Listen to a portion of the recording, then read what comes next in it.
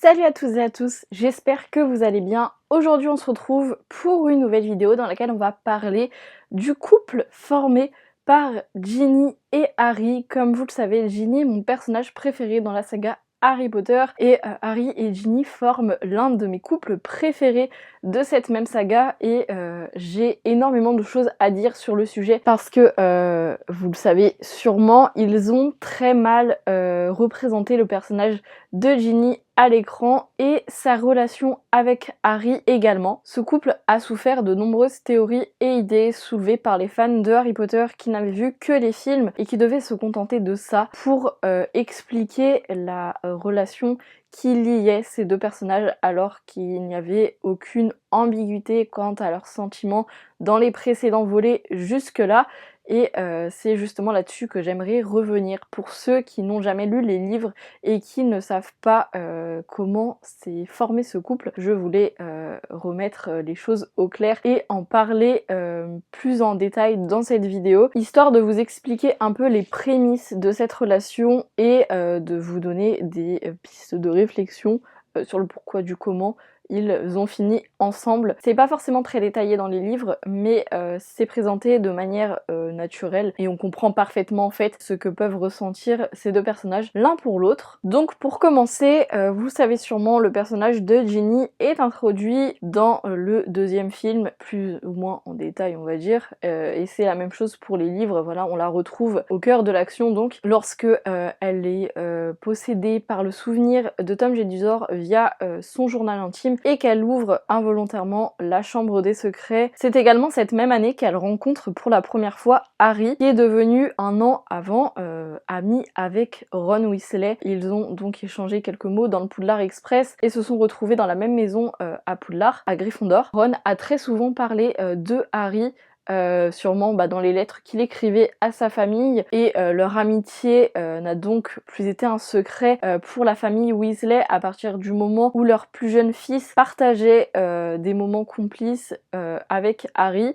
En même temps que son dortoir. Cette amitié a également été alimentée sûrement par la présence de Fred et George Weasley, qui sont donc les jumeaux de la famille et qui sont les frères de Ron, âgé de quelques années seulement de plus que lui. Et donc Ginny a appris ainsi que Harry était le meilleur ami de son frère Ron, et je sais pas si elle avait une fascination pour Harry, déjà célèbre avant ça pour sa survie face au Seigneur des Ténèbres, alors qu'il n'était un bébé âgé que de 1 an. Mais selon Ron, elle a passé tout l'été suivant leur première année de scolarité à Poudlard à parler de Harry. C'est pour ça que lorsqu'elle le rencontre, elle est extrêmement timide et gênée.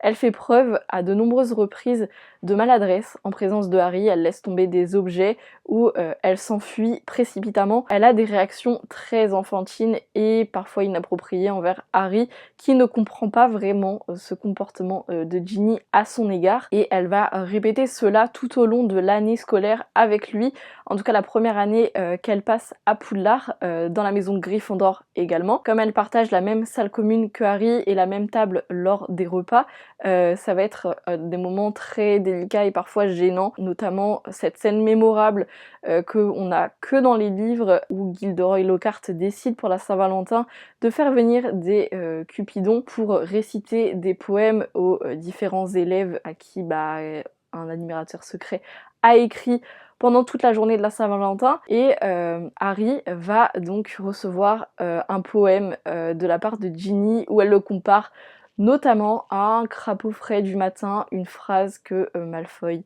va entendre, retenir et répéter à Harry. C'est d'ailleurs grâce à lui, entre guillemets, qu'on saura que la personne qui a écrit ce poème n'est autre que Ginny Weasley, parce qu'il lui fera remarquer que Harry n'a pas vraiment apprécié ce poème, étant donné qu'il était quand même dans une position inconfortable, où il essayait à tout prix d'échapper au Cupidon pour qu'il lui récite son poème ailleurs qu'au milieu d'un couloir bondé où il y avait justement Drago Malfoy. Et donc Ginny va subir une humiliation suite à ce poème. Tout au long de l'année, voilà, on aura des petits moments comme ça où malheureusement ses tentatives pour se rapprocher d'Harry ne seront pas très efficaces. Et donc voilà, on a vraiment affaire à une Ginny dans ce premier livre en tout cas très timide et extrêmement réservée au point qu'elle n'ose pas vraiment parler avec Harry. Elle prendra de l'assurance par la suite, mais voilà, elle n'a pas vraiment confiance en elle et elle nourrit secrètement une admiration pour Harry, mais savoir qu'il est devenu ami avec son frère dès sa première année scolaire à Poudlard, ça a dû la perturber encore plus. Et donc voilà, elle peut pas s'empêcher d'éviter les gaffes en sa présence. On va sauter maintenant quelques années parce que dans le 3e et le 4e livre, elle est plus ou moins présente, mais elle est très secondaire. Elle deviendra bien plus importante pendant le 5e livre, dans lequel elle va donc participer à l'armée de Dumbledore, qui est donc un club de défense contre les forces du mal, créé par Harry et Hermione, dont Harry sera l'élément principal, puisque c'est lui qui enseignera aux élèves des maléfices et contresorts efficaces contre les mages noirs. À ce moment-là, Voldemort est de retour. Tout le monde le traite de menteur et ça le déstabilise pas mal quant à l'idée de créer cette association à laquelle Ginny va donc s'inscrire et participer. Et même si on a une scène dans le film qui démontre sa puissance magique, on a bien plus de détails dans le livre et c'est ça qui va être intéressant. Comme je le disais, Ginny va beaucoup plus évoluer dans ce livre. C'est l'un des tomes les plus marquants, à mes yeux en tout cas, concernant ce personnage, parce qu'elle va prendre bien plus de place et d'importance, notamment dans le Golden Trio, parce qu'elle va passer plus de temps avec eux. Elle va également se lier d'amitié avec Hermione, qui lui conseillera d'ailleurs à ce moment-là d'arrêter de se comporter de manière très gamine, on va dire, avec Harry, et de prendre confiance en elle. Elle va lui donner quelques conseils qui vont donc être efficaces, puisqu'à partir de là, Ginny va commencer à sortir avec quelques garçons. C'est notamment elle qui encouragera son premier amour de cette époque à rejoindre l'armée de Dumbledore, et ça fera effet boule de neige puisqu'il en parlera également à ses amis. C'est à ce moment-là qu'on va se rendre compte que Ginny plaît beaucoup aux garçons, ce qui dérange notamment énormément son frère. Mais là encore, je pense que c'est simplement un sentiment de jalousie, puisque Ron n'a jamais eu de relation jusque-là, il est quand même âgé de 15 ans à ce moment-là. Ginny, qui a 1 an de moins que lui, va donc enchaîner les conquêtes pendant cette année-là, et c'est d'ailleurs très amusant de voir à chaque fois la réaction de ses frères. J'adore aussi ses répliques cinglantes à ce sujet, on en a également quelques-unes dans le 6e tome, je crois, et franchement j'adore parce que c'est juste pépite à chaque fois.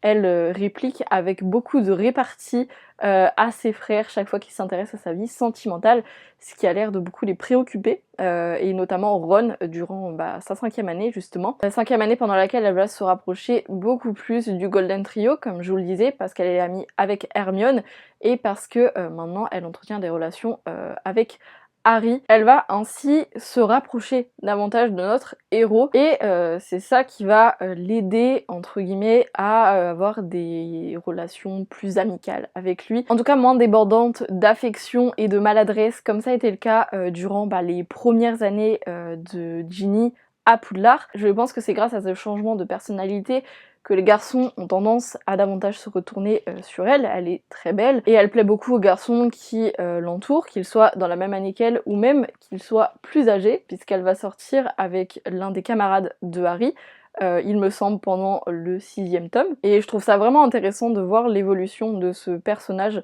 qui a complètement changé en fait, et c'est ça qui encouragera Harry à lui parler davantage. Elle ne s'empêtre plus dans ses balbutiements et ses nombreuses hésitations. Lorsqu'elle voit Harry, elle est beaucoup plus sûre d'elle, et c'est ça qui va pousser Harry à la nommer remplaçante. Lorsque Ombrage lui interdit de jouer au poste d'attrapeur dans l'équipe de Quidditch de Gryffondor, et c'est grâce à ce remplacement que Ginny va se rendre compte qu'elle aime bien jouer au Quidditch et qu'elle aimerait faire partie de l'équipe l'année suivante. Elle le dit notamment à Harry, qu'elle envisage de postuler parce que les poursuiveuses de leur équipe auront terminé leurs études à la fin de cette année-là et qu'il y aura donc des postes vacants. Elle va aussi participer à la bataille au ministère de la magie Évidemment, elle fera preuve, comme dans le film, d'une très grande force et puissance magique lorsqu'elle lancera le sortilège Reducto pour détruire les étagères de prophétie et détourner l'attention des Mange-Morts qui les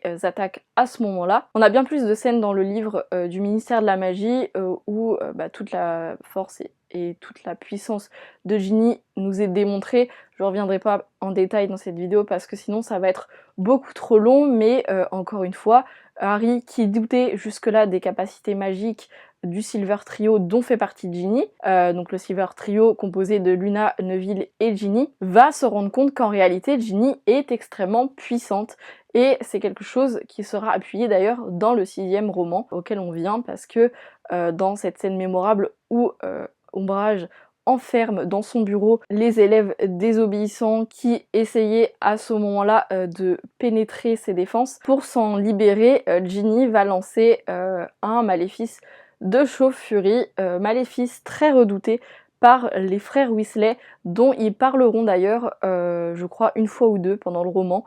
Ils y feront rapidement référence en faisant remarquer que personne ne s'était pris ce maléfice de sa part en pleine tête et qu'il était extrêmement redoutable. La preuve en est, les garçons vont ressortir un peu secoués de cette expérience, mais totalement bluffés par le talent et la puissance de Ginny. C'est dans ce tome également qu'elle va commencer à jouer au Quidditch, comme je vous le disais, aux côtés de Harry et ses frères jumeaux Fred et George, qui jouent au poste de batteur dans l'équipe, seront très étonnés par ses performances.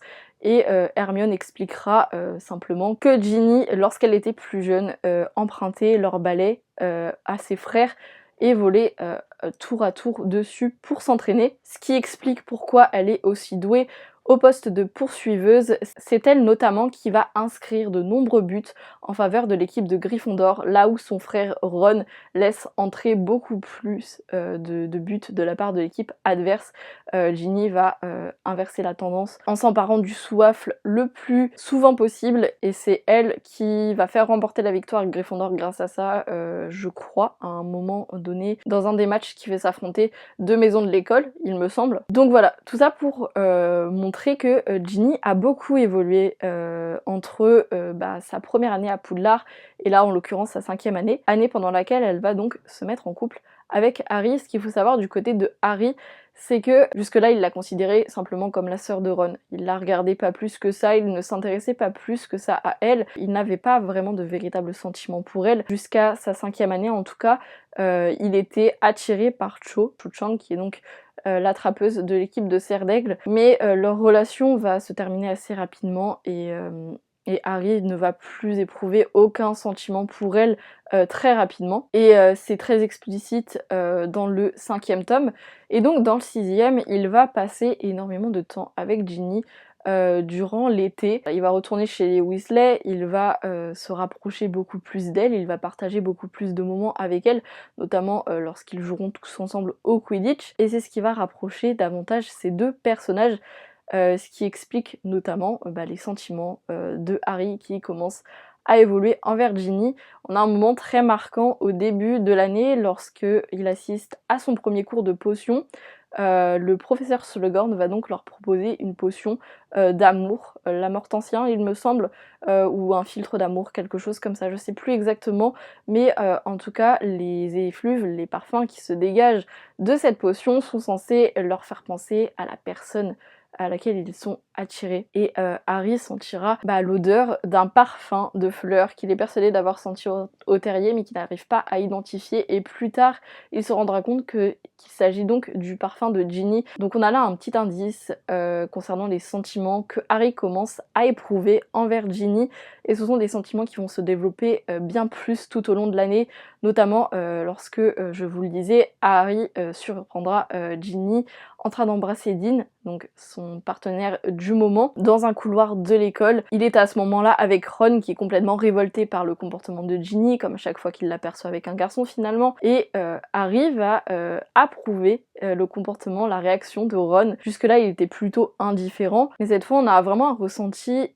différent d'habitude. On se rend compte qu'il y a quelque chose qui a changé dans leur relation, et justement il se pose la question si Ginny et lui devaient finir ensemble. Mais ils se ravissent très vite parce qu'il y a un obstacle dans tout ça, c'est évidemment Ron qui n'approuverait jamais cette relation. Et puisqu'il est son meilleur ami, il se résigne et décide simplement de considérer que ses sentiments relèvent de la protection fraternelle qu'il ressent pour Ginny. Il estime que leur relation se limite simplement à une relation frère et sœur et ne va pas chercher d'explications plus loin ou refuse en tout cas de l'accepter. Il refuse d'accepter l'éventualité qu'il soit simplement amoureux de Ginny et complètement jaloux à ce moment-là qu'elle soit en train d'embrasser Dean. Et c'est donc comme ça que leur relation petit à petit va évoluer. Ils sont très complices durant cette année-là parce que comme je vous l'expliquais, ils partagent ensemble le terrain de Quidditch